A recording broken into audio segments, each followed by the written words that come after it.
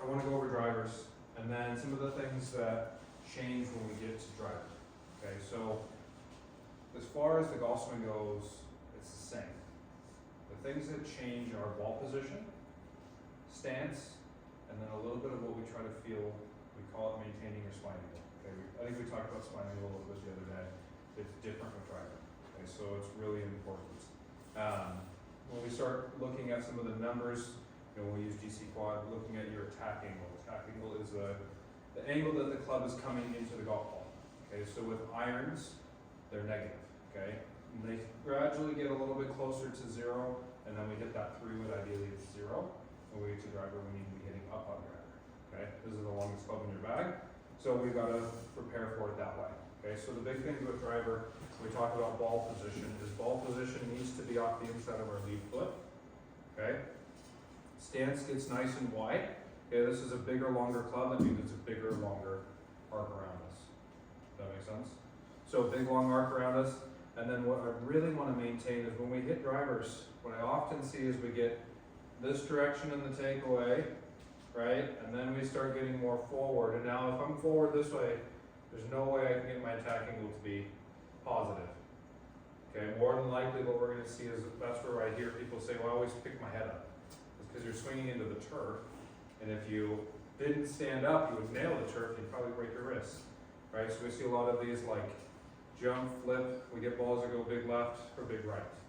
Does that make sense? So what we really want to feel is a lot of the stuff that we talk about with the golf swing, but it's just exaggerated. So that club needs to be way out in front of us. We're going to take a big, long, arcing swing, and then I really love to feel where I'm going to keep my head and maintain this spine angle. You should see that spine angle is angled more backwards. Does that make sense? I'm going to try to maintain that direction as I continue to rotate forward, and I want to feel this way. Okay? It's going to feel super exaggerated.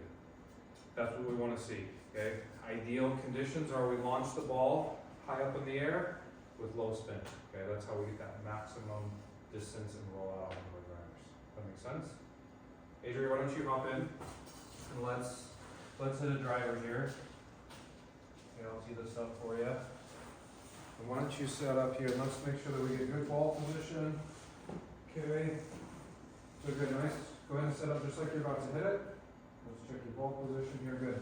So if you take a look here, Adrian started to tilt her spine angle back, but I would say her spine is still pretty vertical. Okay, so I'm going to have you kick that hip this way, and I really want you to feel like you're going to tilt, right? And you're going to stay back here that way. Okay, that spine angle is where we can stay back. Does that make sense? So I want you to feel that. Let's go ahead and hit this one, and I want you to just keep that spine angle tilted backwards. Good ball. How'd that feel feeling tilted back that far?